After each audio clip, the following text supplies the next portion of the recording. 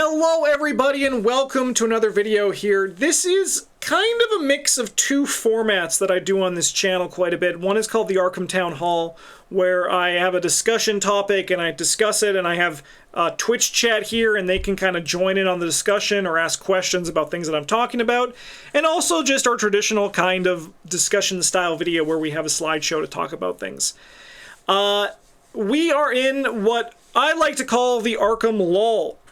The time between content that somehow seems to just get longer every year. A big reason for this was that they pushed back the announcement date for the Fantasy Flight. I forget what it's called. I don't know if it's called the In-Flight Report. It might be. But like where they basically just like announce all the stuff they're going to be talking about in the new year. Last year they did it at Gen Con, which is when we got the Drowned City stuff, and also some Marvel Champion stuff, and also a lot of Star Wars Unlimited stuff, which makes sense. Star Wars Unlimited is making, it's doing good, it's making money, it's selling very well. It makes sense that it's kind of like the focus right here. Fantasy Flight has that focus, and I do imagine that the reason why this announcement was pushed to PAX Unplugged in October, and I think it's in like November, was probably because of Star Wars Unlimited. I think that's probably a big part of it. Like works better for that kind of like scope for what they're doing with that. So Arkham kind of just fell into that. But this time last year, we had Drowned City to talk about. We had some things that we could start kind of like theory crafting, hypothesizing, starting to discuss about. But this time, this year, we don't really have that. So the Arkham lull feels very, very big right now. And a big thing of this is also that views are down on YouTube. This happens quite often during the Arkham lull, but there's also been some other things happening on YouTube, so views are down because of that as well. And it's one of those things where it makes it harder to find things to talk about because it's kind of like a pincer attack, attacking about like the inspiration is lacking and like the drive is starting to become a little bit harder to push out a new idea because the inspiration is lacking, right? So it's like one of those things where it becomes a little bit harder. But I've been spending a lot of time trying to think of video ideas and also hypothesizing on what I want to see for the future of Arkham Horror. And while I was going for a walk last night, I realized this could be a really good thing to talk about here because I also would love to just like daydream a little bit about what Arkham Horror could be and what might shape it might take going forward. Arkham is at like a kind of not gonna say that. Arkham Horror is kind of at like it's standing on like the doorway to a new sort of scope, right? Where it feels like we don't know what's going to be happening, but it's like this is a time of great change for the content that's going to be released and also the structure for the game. I'm talking, of course, about the legacy and current and things that are going out of print. There is a lot of hope that things are going to change differently from this, that things aren't going to be the same, but we don't know for sure what's going to happen. So that's why also what inspired this video to kind of talk about that we can talk about here for what could potentially be for the future. So I have a few slides here of some things that I want to hopefully see in Arkham Horror's future. I don't expect all of these to become reality. I just don't think that that is the way. This is kind of just like my wish list. And even if I get like one or two things off this wish list, I'm going to be a very happy boy. So first one we got here is more products in the release schedule. As I mentioned, the Arkham lull is kind of hitting hard right now.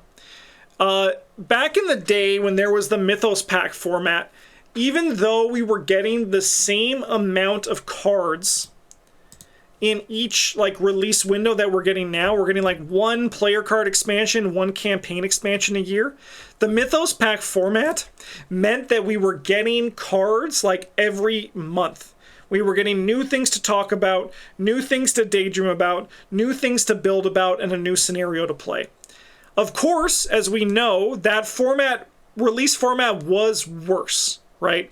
It was worse for players, it was worse for stores, and it was worse for Fantasy Flight.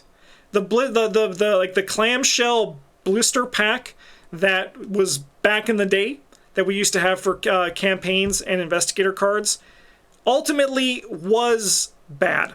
It wasn't the way. The new format, when they went into that, was exciting because you only had to buy one thing. You just had to buy one player card expansion, and then if you wanted the campaign, that campaign expansion, or vice versa, right? And that was super cool and super exciting. However, when that happened, we were left with a situation where there was a lot more time between releases. And that's what we're feeling right now. We had Drowned City, which came out earlier this year, and Film Fatale. And that's it.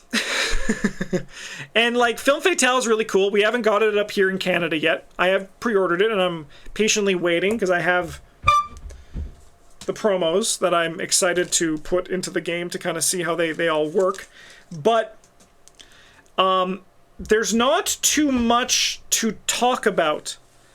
And I feel like that's the thing where I think it's very healthy to step away from the game if you're not really inspired or if there's nothing new to talk about. So like, you're going to probably, if you stepped away from Arkham for a bit, come back and like join in on the conversation again when the new expansion comes out, right? But I think that ultimately what would be better for the long-term health of the game, in my opinion, just this humble content creator who likes to eat as much of this game as he can, is just more products in the release schedule. I have some things later on this list of what those products could be. But I think that ultimately this format might not be like, it's working, but it might not be like the best format for it. I don't know what, I mean, I have some statements coming up what the alternate format could be, but I think that it's tough, right? Because you don't want to like have the designers over designing, right? You don't want the designers having to push themselves to make more content, right? Because they're already making, I think the content they do make is very good. I think the Drowned City campaign is a fun campaign. I enjoy playing it. And I think that the player card box has had some very strong and very fun investigators and some very good player cards. And I hear Film Fatale is also very good. But yeah, astute, what you're saying. We don't want the designers to have to suffer creative burnout. So maybe it's one of those things where the release format can potentially change to make this work, right? What Holy Helicopter in chat is saying, this is exactly what I'm thinking. Changing how player card distribution works is a lot easier and probably a better way forward compared to splitting up the campaigns. I know if people have talked about, let me just take a little water break. I know people have talked about like wanting mini campaigns. So like, instead of like one big 8 scenario box, it's like 2 4 scenario boxes. And people even theorize, what if those things are like Dream Eaters, where they could be played together, they could be played separate. I think that that's a very interesting way to do it. And I think that exploration of mechanics and releases should be something that like the designers should have the power to look at, right? And try to like see what's possible there. I do know that people hate shorter campaigns. While a lot of people do like them, a lot of people also hate them because they feel like they're not getting enough time with their deck. So like, unfortunately, like the 8 scenario format is kind of just given like the deck pacing that people are used to, that people don't want shorter ones, but I think that's not like a bad idea, like 2 4 or 5 scenario campaigns in a year. But I think ultimately doing more, like splitting the player card boxes could be an interesting way, which we're going to be talking about later on in this slideshow as well, pretty quick actually. As a whole though, I just think there needs to be like something else. They could be like investigator box, campaign box, standalone. That's what we have so far. If there was like one more release in there, especially on like the player card side of thing. So I think that while campaigns are interesting and fun to play, I think there's a lot more discourse, discussion, and excitement for player cards because those are the pieces that you play with, right? So I feel like more player cards are probably the way to go. And yes, I also think that because things are going out of print, they might have more space to try some of these things out. That's kind of also why this is on this list here, right? Because I feel like there's going to probably be something. Like, yes, they're no longer reprinting. So, like, if we think about it, Dunwich, Carcosa, Circle Undone, Forgotten Age is actually right here. I missed it. Dream Eaters, Innsmouth, Edge of the Earth, and soon-to-be Scarlet Keys. So that's 8 campaigns and 8 player card expansions. That's 16 products going out of print. They're obviously not going to replace those 16 products with 16 exact identical products, right? Like, we're not going to lose 16 and then gain 16. That's not how this is going to work. But even if, like, we lost 16 and gained 1 or 2, like, I think that could be something that would be very possible in the grand scheme of things. Let's go to the next slide here and keep this conversation going. Further exploration of existing products. This is something I've talked about previously. For a lot of the conversation around the current and legacy change, there was like two big talking points around that change.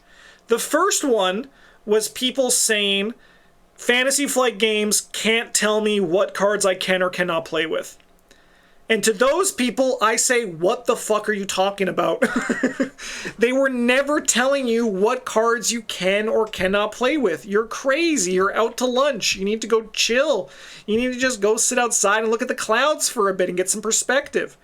The other big conversation point for that one was, man, it's going to suck for new players or for people who can't get product that is going to go out of print. And I think that is a very fair feeling to have about that. Because there's like Path to Carcosa. Travis and I were talking about this recently on a Wednesday when we were recording about how it's going to suck for new players who can't experience Path to Carcosa because it is a very good campaign.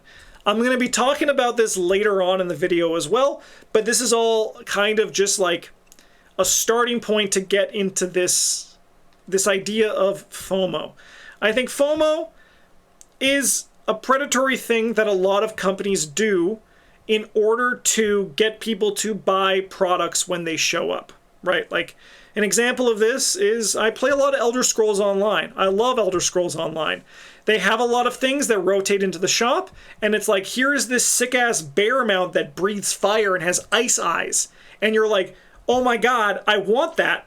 How do I get it? And they're like, you give us just 45 American dollars and you can buy this cool bear. And you're like, okay, well, I'm going to have to like see how my funds are doing.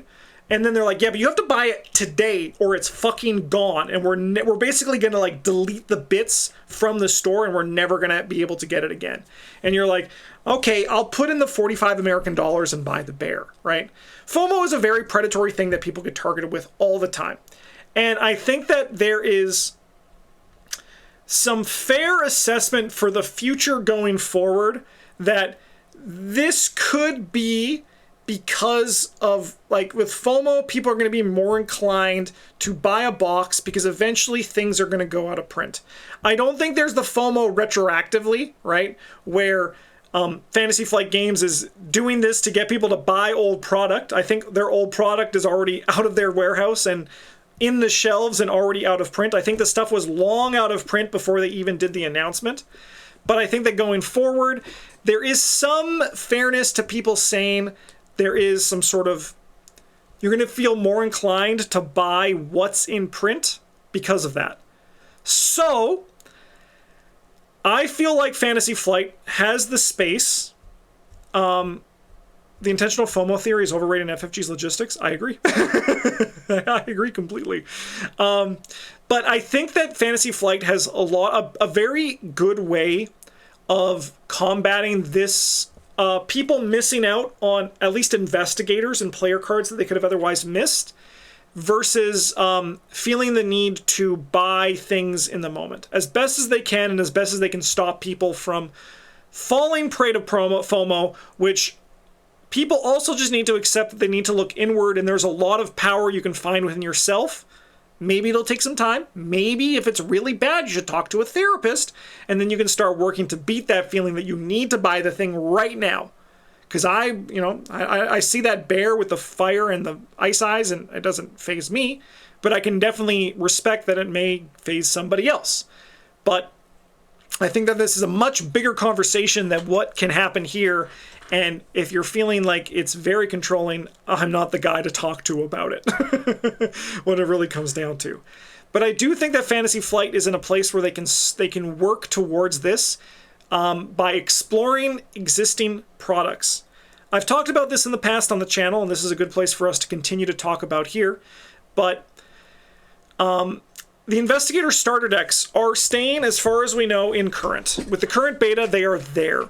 But I do think that, in addition to the previous one of adding additional products, another set of Investigator starter decks would be a really cool way to do this. And I think that they could do this while also reprinting Investigators that are currently out of print. So let's just say, for example, on a current cycle of 3 years, every 3 years, there are a set of Investigator starter decks that enter the current pool and then leave the current pool once a new set of Investigator starter decks comes in. That's pretty cool. It means that we kind of have like another core set, and it can help colors, like for example, Rogue and Mystic, have a little bit more juice while also giving more options. People are also worried about reprints going forward, but what if the reprints were hyper-focused inside of this specific set of Investigator starter decks, where players felt less inclined to need to pick it up because their mind is telling them they need to know everything, and they'll be less bothered by those reprints. Some people are going to be bothered by any reprints, but what if those reprints were the same amount in the Investigator starter decks that we already had added to our collections, right? Remember when we bought these cards back in the day, these packs, and we were like, oh, we have some reprints in here. And the reprints were, at the time, met with some slight disdain. Not too much. With us at playing board games, a big thing about the reprints is that we wish the reprints were more ubiquitous. So, for example, we would have loved an extra copy of Lucky in the Stella Clark deck, right? So, we had those reprints, but also in those starter decks, we also had new player cards. So what if in these 5 Investigator starter decks, they reprinted 5 out-of-print Investigators? So imagine, for example, a Will Yorick Survivor Investigator starter deck. Had Will Yorick, as we know and love him, and also had a few of these staples that Will Yorick loves to play that have rotated out. But then what if there was also a collection of new Survivor cards that worked generally with the Survivor card pool, but also supported a soaking, tanky archetype that Will Yorick likes to play? And I think that's a very cool way of providing archetypes into the format for the current format.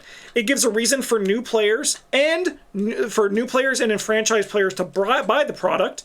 And it also gives like people who have missed out on these Investigators, those Investigator opportunity again. I think that this is a really cool idea. I don't know if this could actually happen or it would happen, but this is probably like, if I was in charge, this is something that I would look at doing. Again, I'm just a guy. Like I'm not saying my way is the best way or anything like that. I just don't want you to get that twisted there. But it's one of those things, where I think that it's a good way to explore the potential for this, for all those problems that we're talking about earlier at the start of this slide. I guess the bigger question here is, how much is the Arkham community going to grow? How many of these mythical new players are there? Will going all into making products cater to new players actually pay off, or has the critical mass of the game already been reached? That is a question that we cannot answer. We can't answer that question. We do not have the logistics to answer that question. However, FFG probably can answer that question, right? That's not a question for us to answer. We don't own game stores. We don't send out surveys. We don't do anything to track this kind of stuff. All we can do, for example, on my end, is I can see when a new player comes into the Discord, when a new player is commenting on these videos, when there's someone asking questions on videos for our new player decks, right? That's all I can do. And for me, I am still noticing that happening, right? So new players are still coming into the game, but I can't answer how many there are still potential to be there, right? And the thing is that is, I think, why also this change has been happened. Like, they said a big thing was they wanted to make this game more approachable, right? These Marvel Champions and Arkham Horror more approachable. And you can believe that you can believe that was a lie. You can have that belief. That's in your power. But I do honestly believe that them wanting to cut down on products partly is because it makes it easier to approach the game getting into, right? Where instead of just like having the game be on, you go to the store and you see, again, what was it, 16 plus 6? So what, 22 products? Like, they're not all going to be stocked, but just imagine that they were, right? You're going to get overwhelmed. Your eyes are going to roll in the back of your head, and you're going to have a seizure on the floor of the store, right? It's going to just be ridiculous. You won't know, like, you're going to go into, like, you're going to, like, start speaking in tongues, like Cthulhu himself has entered your mind. And I think that, again, cutting it down to just 6 products is a lot easier. Likewise, with us recommending products to new players, it's like, hey, you have to buy them in order. And they're like, okay, what's the order? It's like, well, go to this page and like have this buying guide. But now it's just like, buy what you see, buy what interests you, buy what looks cool, and just do that, right?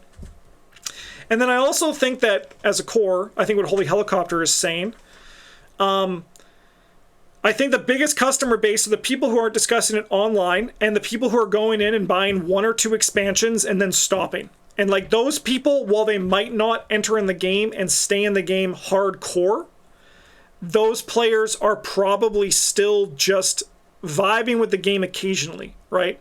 And then there's going to be, when they drop out, someone else is going to come in and fill that spot. But ultimately, the answer is, I have no idea. I am not in a place or position to know. The only thing I do know is on the trends of YouTube views and comments. And as I mentioned earlier, in the Arkham lull, views and comments go down. I also know that new players are still posting on videos and asking questions. Those are the only 2 things that I know. So that's the only thing I can speak on with any sort of confidence. So there are new players coming, and there are less people talking about the game between releases, which sound like 2 very obvious things to say, but I know them. All right. I also would love them to revisit ancient ones that have already been used. This one might rub some people the wrong way, but I just think there's so much to mine and explore with even 2 examples here. The Haster and Yog-Sothoth. There's so much to explore with these guys that I think that they could have that happen outside of their existing campaigns. Another one is Nyarlathotep, right? Like, those are incredible ancient ones, and I don't want to say any spoilers here, but Nyarlathotep might have already shown up in multiple campaigns, and I think that it would be really cool to have that continue to happen. I think that this would be really cool in like standalones, if standalones just revisited ancient ones that already existed. I'm also wouldn't be opposed to seeing a new like Key in the Gate Yog-Sothoth style campaign. I think ultimately, for me personally, the game is at its weakest when the ancient one is boring. I've talked previously about how I don't like the static things in the Scarlet Keys. And while I think that Hemlock Vale is a very interesting interpretation of the color out of space, I think there's just more to mine in the other ones, right? Yeah, we had 3 campaigns in a row with Evil Goop. We had, but I mean, in all fairness, a lot of Ancient Ones are Evil Goop. I'm just gonna say that. I have to, you know, I have to look at every facet of this conversation here. But from Edge of the Earth into Scarlet Keys into Feast of Hemlock Vale, those ones weren't really hooked around their Ancient One. And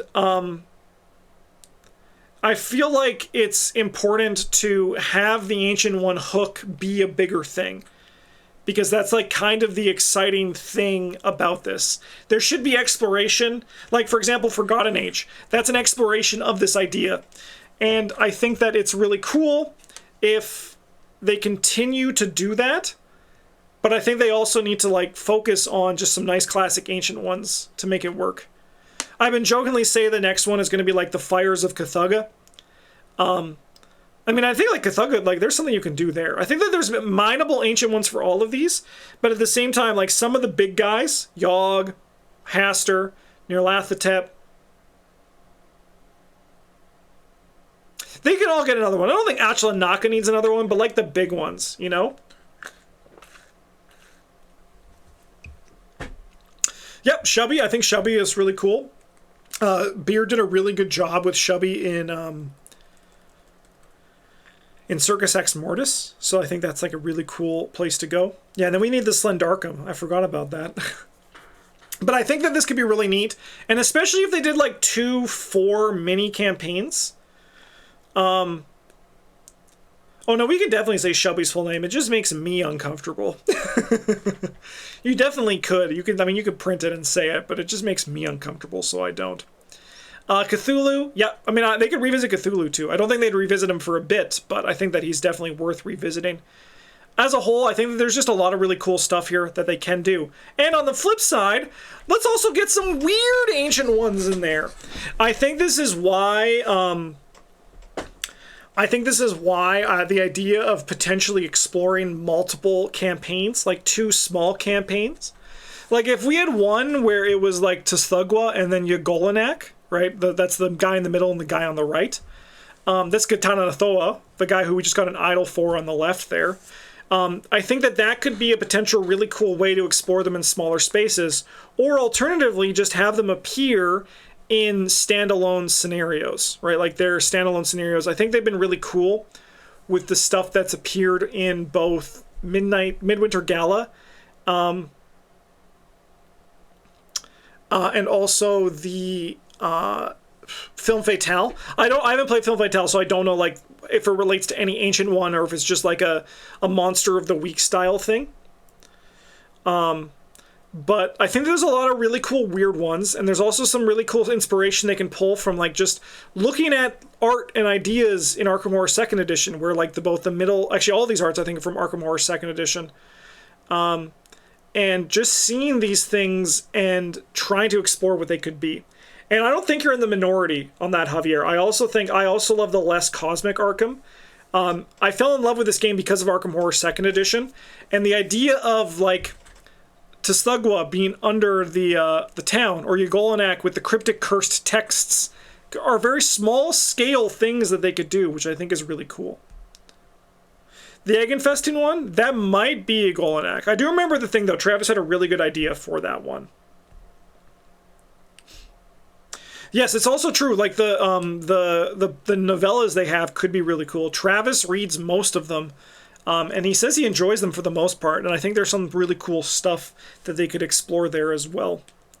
But I think that's the thing. I want to revisit Ancient Ones that have already been used, but I also want to see some weird Ancient Ones in there. I think that there's a lot still that they can put in this game, and I think not being afraid to explore weird ones or alternatively revisit ones that have already passed, I think are really cool. Additionally, I think we need some crossover content, you know? Can you imagine playing as SpongeBob or one of the Michael Bay Ninja Turtles as your investigator?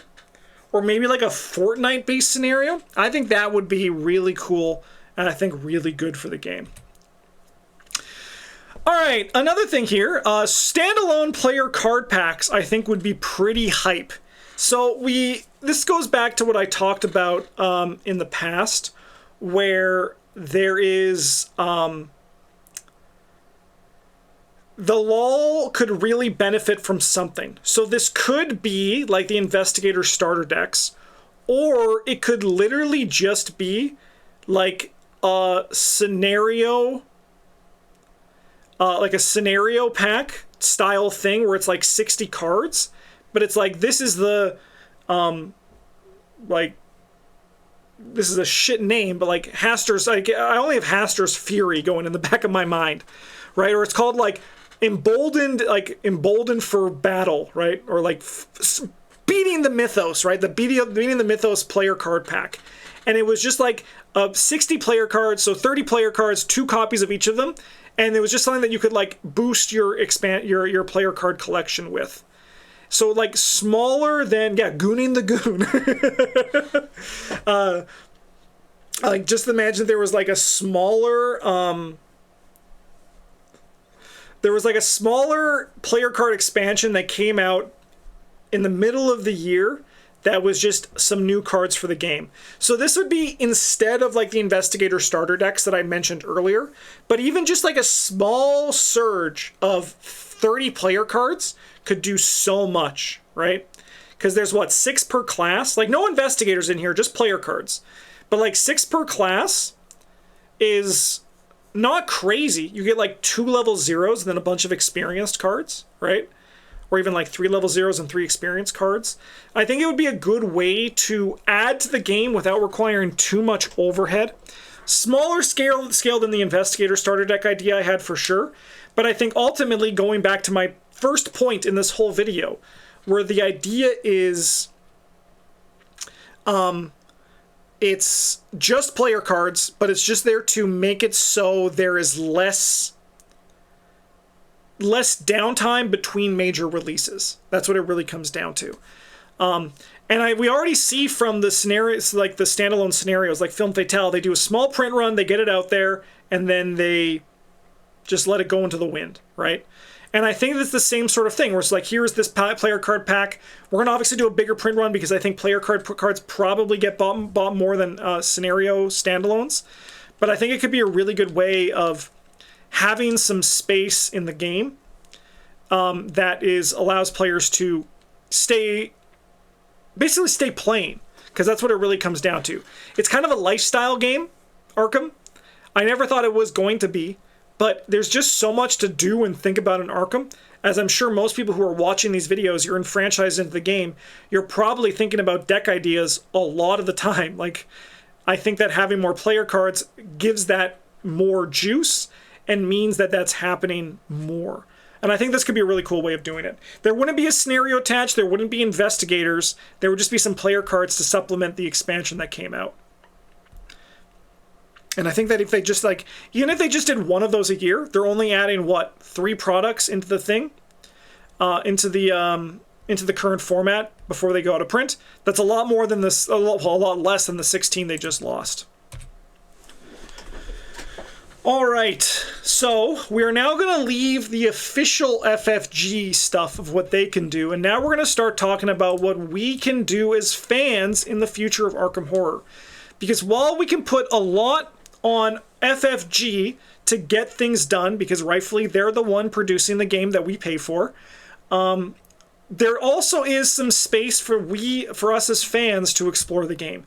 I think a big thing, an example of this that is happening, has happened, and will continue to happen is custom content.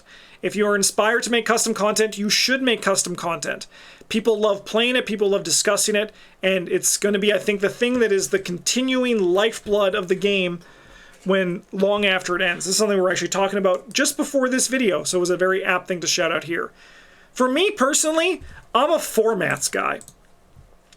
I love exploring different ways to play Arkham Horror and discover ways to play Arkham Horror. An example of this was Sealed. Sealed was a format that I obviously took from Magic the Gathering or other competitive card games, and I brought into this game something that I did with M way back in the day. And I love it. It's a very fun way to play Arkham. Some awesome people reached out to me and they made a website. They were like, we love this idea. We'd love to make this website possible. And they did it. And the website's incredible, Arkham Sealed. Draft was something that existed. There was an Arkham Draft website, and we did some draft formats for that. Travis Bryn and I did a set draft format on the channel, which we actually finally just wrapped up. And that was an incredible time. So now I'm thinking about what to do next.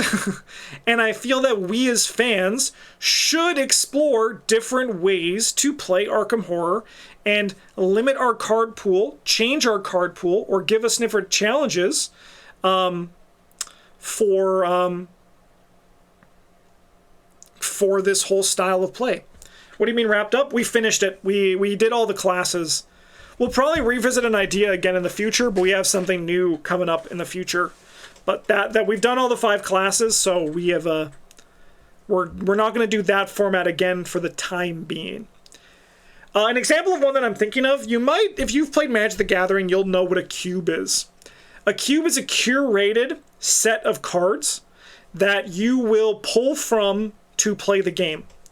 So what I'm starting to do on my end is I'm going to be starting to build an Arkham Cube, where this is the card pool that you have available to you to build your decks with.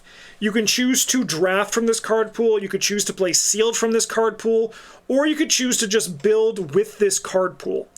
And it's less likely going to be the thing where it's like, here is something that you can play with Circle Undone. It's like not going to be like sets. But for example, you're going to take a set number of cards from each class to build a cube to play with. It's a very fun way to play Magic. It's my favorite way to play Magic, and I really want to explore that idea of what it means in Arkham Horror as well. Because then, if we can finalize a way to make this work, other people can start building their own cubes too. Or people might even just start doing it based on this idea. I think it's a very cool thing that allows players to try to, I guess, like, curate their own pool and curate their own combos and curate their own power level. And I think that's really neat. PAX, 2 months of the Golden Table. Arkham Cube, it sounds pretty fun. It sounds like a good time. All right, I think we have one last thing to talk about here. The further exploration of what legacy and current means for the community. What the hell, a hype train? That's crazy. So I feel like this is going back to the thing I talked about earlier, where there is a sort of disconnect happening right now, where certain players are feeling upset that they're not going to be able to buy like every player card in every campaign. And I really empathize with that mindset, because I think it's bummed, as like Travis and I were talking about. Path to Carcosa, if players can't play that, that's going to be a bummer, because, I mean, it's my favorite campaign. And I'm bummed that people won't be able to play that one. So what I think this really comes down to is a bigger push for us as the community to, like, arrange playing the game together, right? Something I've talked about in these previous videos about how this game, things are going out of print, but there is ways you can play digitally.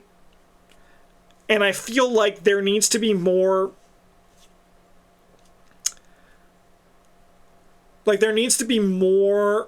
ways of the community coming together to let players experience these things that have rotated out. I would love it as well. I would love it if like Fantasy Flight was like, hey, we're going to be doing a print and play once a year for one campaign.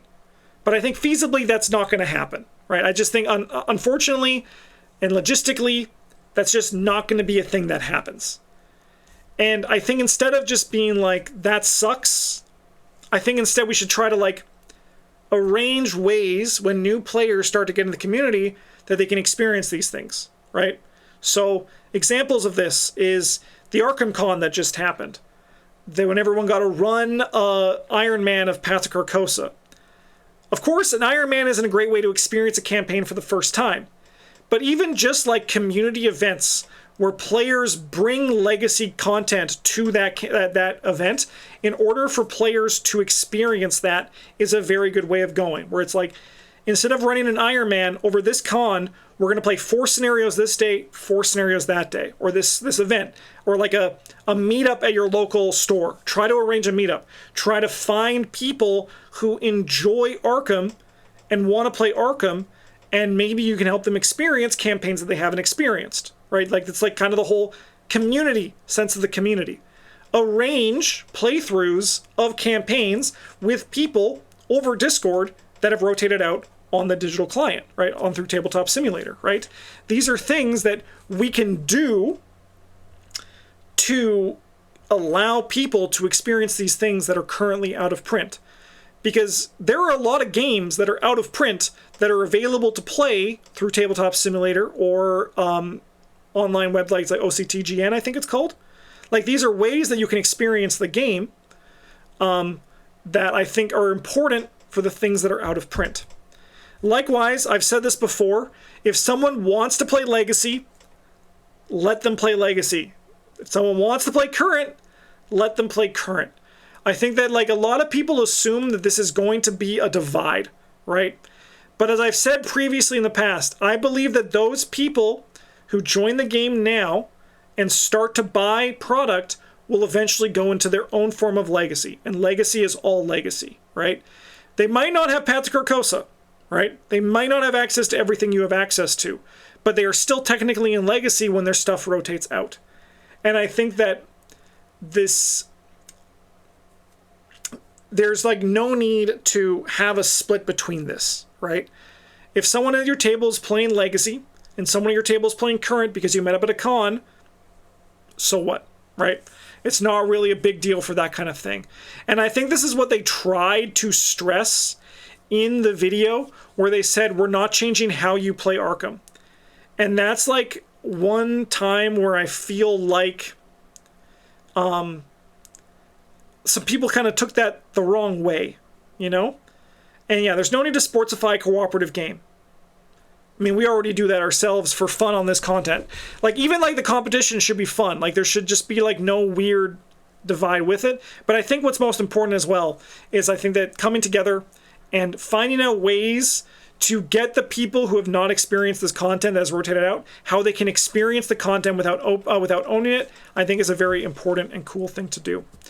Take a shot or one horror every time Justin mentions Path to Carcosa. Yeah, I mean, we've been prepping for Path to Carcosa week for the last few weeks, so it's really on the mind. I've been doing a deep dive into that campaign, so yeah, it's kind of just like burnt into my brain right now.